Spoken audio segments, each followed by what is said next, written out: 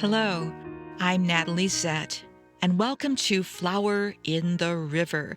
This podcast, inspired by my book of the same name, explores the 1915 Eastland disaster in Chicago and its enduring impact, particularly on my family's history. We'll explore the intertwining narratives of others impacted by this tragedy as well, and we'll dive into writing and genealogy and uncover the surprising supernatural elements that surface in family history research. Come along with me on this journey of discovery. Hey, this is Natalie, and welcome to episode 161 of Flower in the River, and I hope you're doing well. This week, I thought I would shake up the format just a bit and start off with a story, and then at the end, we'll do the shop talk. The shop talk is something that many of you have expressed interest in. It's about how I go about locating and organizing the information and the stories. I already know that so many of you are historians, you're genealogists, and I'm happy to oblige. I love talking about the behind-the-scenes stuff, and I hope that you find it useful and practical. Finally, I want to acknowledge all the existing and new listeners. What's interesting is that most weeks I get more European listeners than I do North American listeners. So welcome to everybody. If you have any questions, feel free to reach out via email or any of the socials. Substack is a good place to connect, and I'll do my best to answer your questions. Onward. In this episode, I will share 3 eyewitness accounts of the Eastland disaster. These are names and accounts that have never been shared beyond the very first time they appeared in a publication.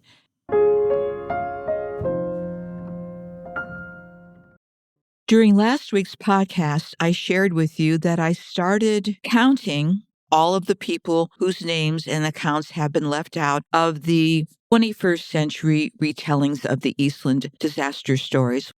As of last week, I had documented 158, including 3 victims.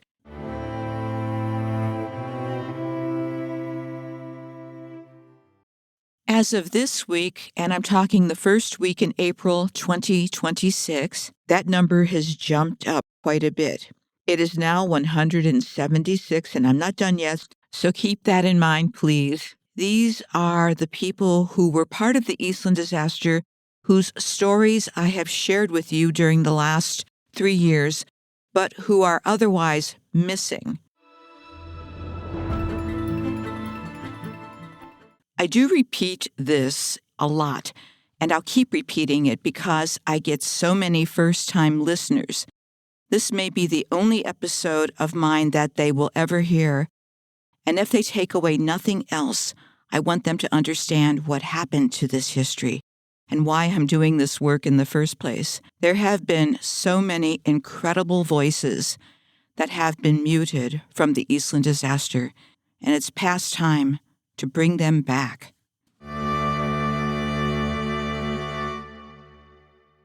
And when I uncover a new person associated with the Eastland disaster, I love it. But there's something also super compelling about eyewitness accounts, and I will share some of those with you today. Now, before I read these accounts, I want you to be aware that they are very graphic. So if you think that might be too much, feel free to skip through.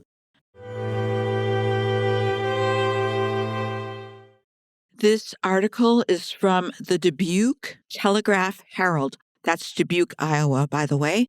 Date is Monday, July 26, 1915, so this is just 2 days after the Eastland disaster. Headline: Vivid picture of Eastland tragedy. R.C. Fox of Chicago was on tug that engaged in rescue work and says words cannot describe it. Unable to sleep since terrible affair, horror of it all, still before him. R.C. Fox, representative of the United Photo Play Company of Chicago, was in Dubuque Monday, arranging for the staging of one of his company's photo plays at the Majestic Theater. Mr. Fox's room in Chicago is but a short distance from the Chicago River, where the Eastland disaster occurred Saturday morning. He was on the scene about 20 minutes after the boat turned over and managed to get into one of the tugs engaged in rescue work. Talking to a representative of the Telegraph-Herald Monday, Mr. Fox said, quote, "In my travels, I have seen many terrible things, but nothing like that of the Eastland. I have not slept since. The sight is constantly before my eyes, and the cries and screams of the relatives and friends are continually in my ears."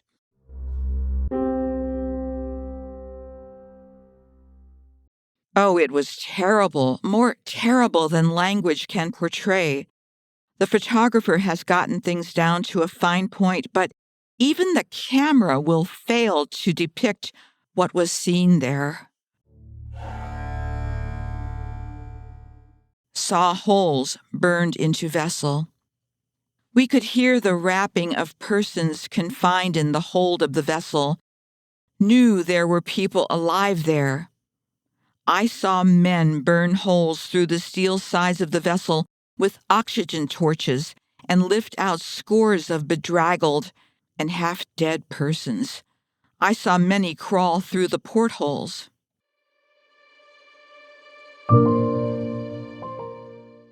I was near where one man started to burn a hole through the side of the vessel when he was interfered with by one of the ship's officers who ordered him to stop, though the knocking of the imprisoned persons could be heard beneath.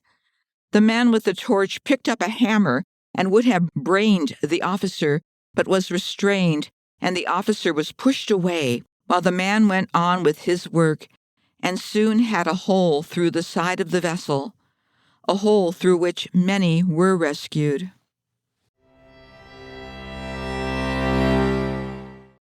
The surface of the water was covered with hats of men and women, with gloves and all kinds of wearing apparel, while swimmers were here and there, diving under the surface and coming up with limp forms. The tugboats and fireboats did excellent service, and the police and fire departments worked as one man with great effectiveness. Later, I saw the rescues taking bodies from the hold of the ill-fated vessel, bringing them out with hooks which dug unmercifully into the flesh of the unfortunates. I saw the bodies loaded into vehicles and carted away by scores, saw them piled up like cordwood, and with but little more care, for the time for care had passed.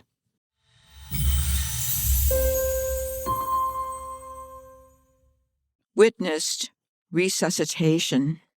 Earlier, I saw the apparently dead ones as they were brought to the surface. Physicians made hurried examination to determine if there was a spark of life. If there was, the body was turned over to another force, which applied oxygen and other restoratives, pulmotors being used with great effectiveness, and many persons who, to the casual observer, were dead, were brought back to life. But the sights will longest remain in my mind, and the sounds I will longest hear were of the people on the shore and the docks who had friends or relatives on the ill-fated boat. Strong men made no attempt to hide their anguish, while the mothers, sisters, wives, and sweethearts wrung their hands, pulled their hair, and gave themselves up wholly to the despair which had overcome them. I wish I could forget it all. I hope I may never again be called on to witness such a sight, even in a smaller way. It is too much for the frail humanity to bear and come through unimpaired. I know I will be a long time in recovering from the shock, and I had no friend or relative in the catastrophe, was simply a spectator and powerless to help because I can swim, but poorly, and would have been of no assistance in the water. How much worse must the affair have affected persons losing relatives and friends?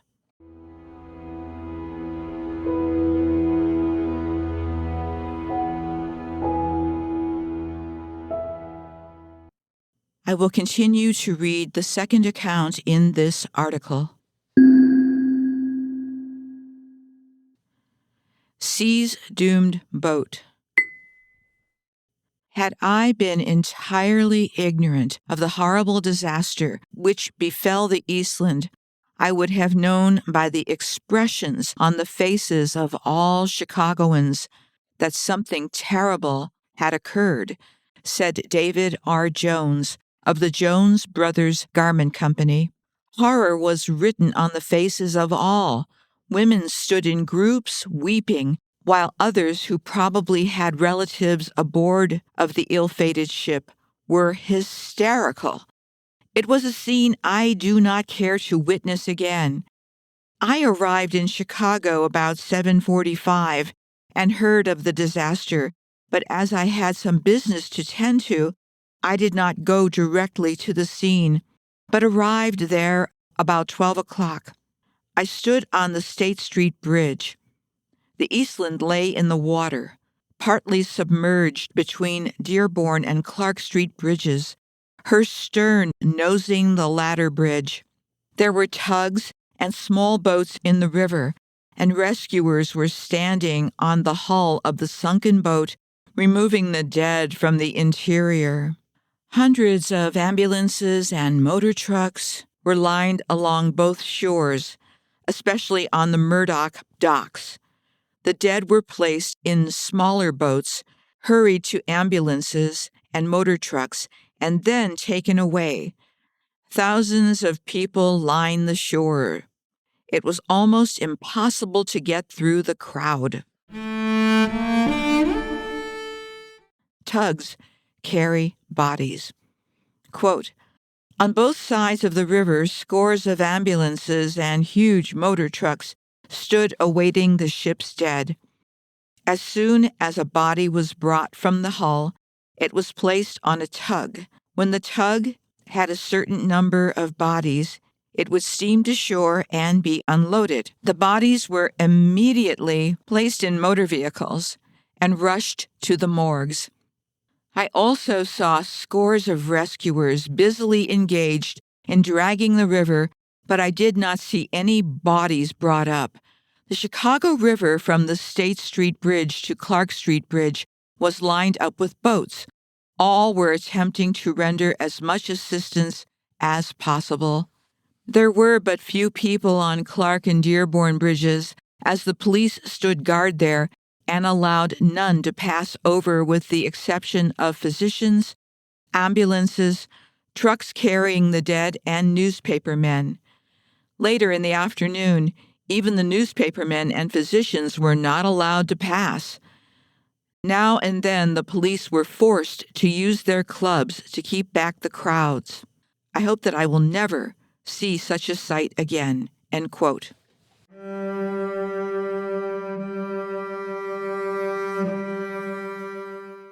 And this is our final eyewitness account. Headline: Witnessed the tragedy. Quote, I'm sorry that I went to the scene of the tragedy, said F.K. Altman, an employee of Carr, Ryder, and Adams Company, who was an eyewitness to the terrible catastrophe in the Chicago River. Quote, while it seems horrible to those who read accounts of the Eastland tragedy, the feeling is nothing compared with the sensation that crept over one when viewing the actual scene and which recurs when the event is recalled. On the other side of the river and on the Dearborn and Clark Street bridges, thousands of people stood motionless. People hardened to the scenes of suffering were moved to tears. It is amazing the authorities were able to keep the order they did. Relatives and friends, almost frantic, pushed and crowded to get closer to the scene, waiting anxiously for the rescuers to bring from the ship of death a relative or friend. I witnessed the scene from the Clark Street Bridge. End of article.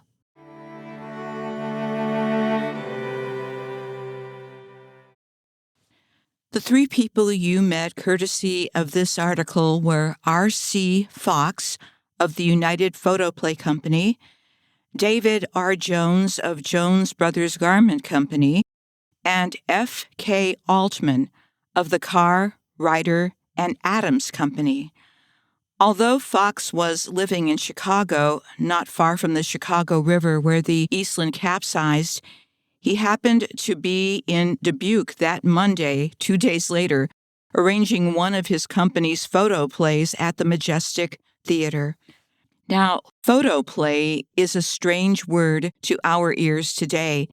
It was the early term for what we'd now call films or movies, shown on physical reels that had to be carried from venue to venue and loaded into a projector. David R. Jones of Jones Brothers Garment Company. The company had its origins in Dubuque, but according to the Encyclopedia of Dubuque, they went out of business in 1902. So whether they reopened in Chicago or something else entirely happened, that also needs more research. The third eyewitness, F.K. Altman, worked for Carr, Ryder, and Adams, also a Dubuque firm described in the Encyclopedia of Dubuque as one of the major lumber, sash, and door dealers in the community. What brought him to Chicago that day? I'm not sure yet. Perhaps they had an office there. And I had some difficulty finding out additional information about each one of these guys, probably because the surnames were fairly common and they did not give the actual first names. They just gave initials. But no problem, this happens all the time. You just have to keep searching.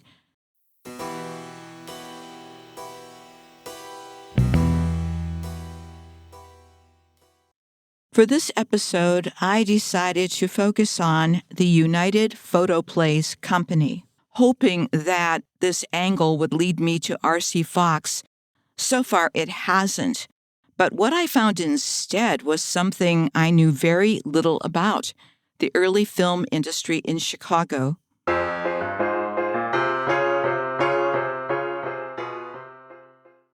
Because of the length of the article that I located that explains all of this, I'm going to summarize it, but I'll give you the link. I'll put that in my podcast notes as well as on my website.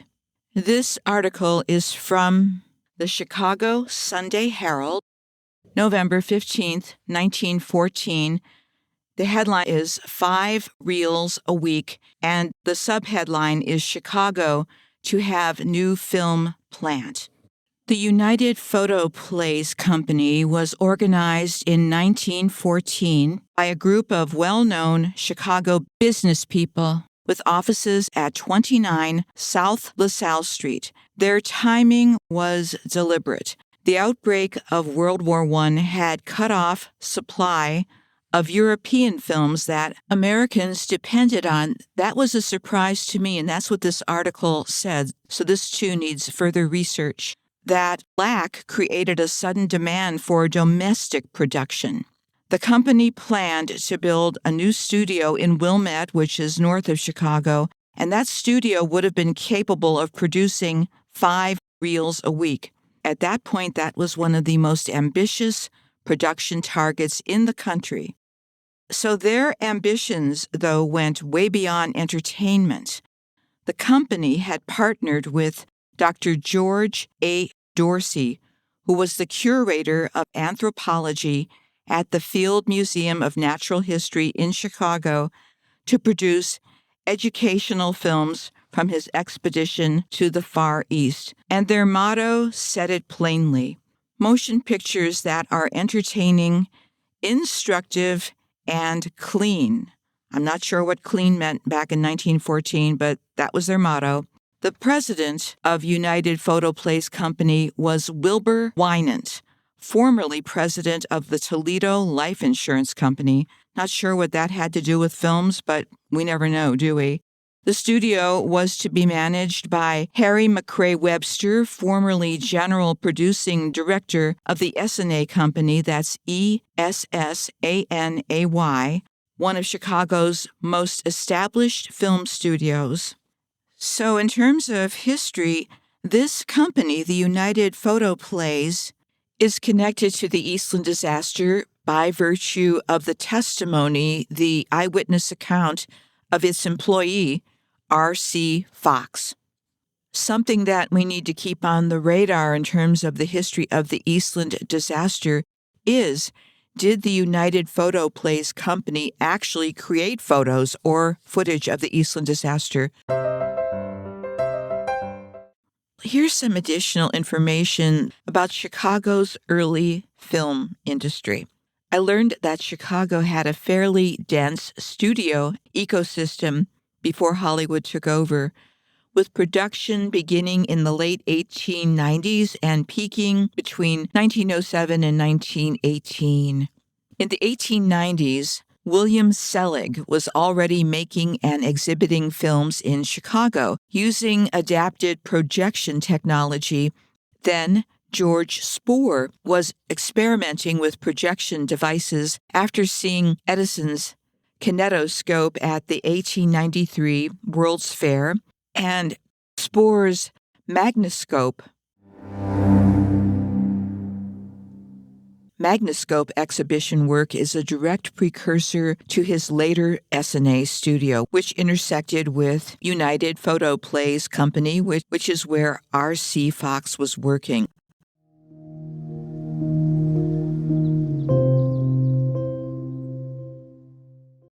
In 1907, William Selig built the Selig Polyscope Company plant at Irving Park in Western, a 3-acre complex with stages and labs that employed over 200 people.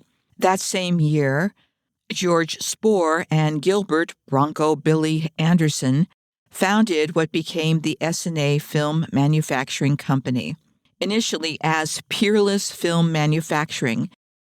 And by 1908, they had a full studio at West Argyle in the Uptown neighborhood of Chicago. By 1907, Chicago had 15-plus film exchanges, controlling about 80% of U.S. film distribution. Producers like Selig and S&A sat atop this network. They were turning out hundreds of shorts and features annually, and S&A alone released over 2,000 films in a 10-year period in Chicago, including Charlie Chaplin and Gloria Swanson.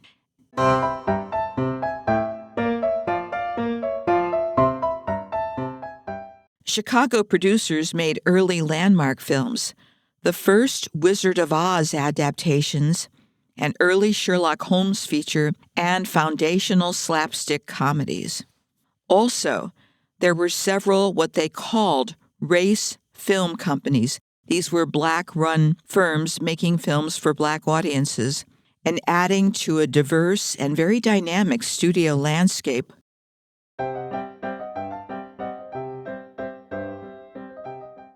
Companies like United Photoplays represent a second tier of 1910s producers, locally financed, often tied to educational or travel series, and using new film plants in the suburbs while keeping business offices in the Loop in Chicago.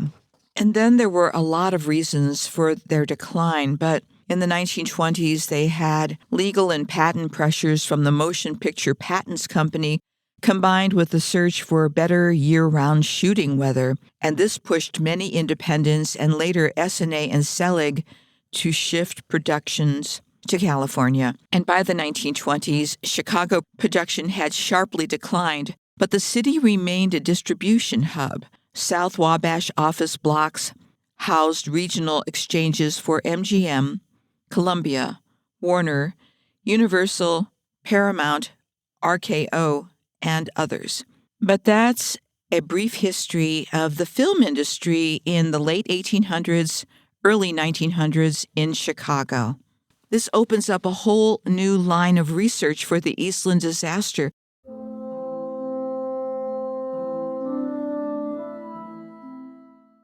We have, once again, first-person accounts that were at risk of being lost. So it's important that they don't get lost again. And what is so fascinating, at least in the case of R.C. Fox, his account is not only detailed in terms of what he saw.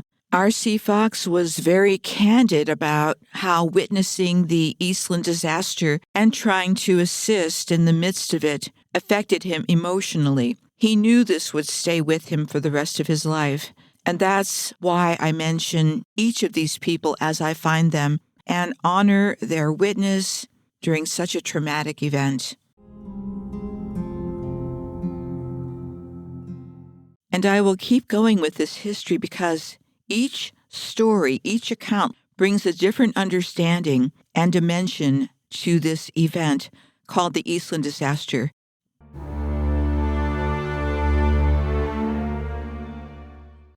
And I'll have more stories for you next week. So in the meantime, please take care of yourselves and take care of each other. Stay safe. Talk to you soon.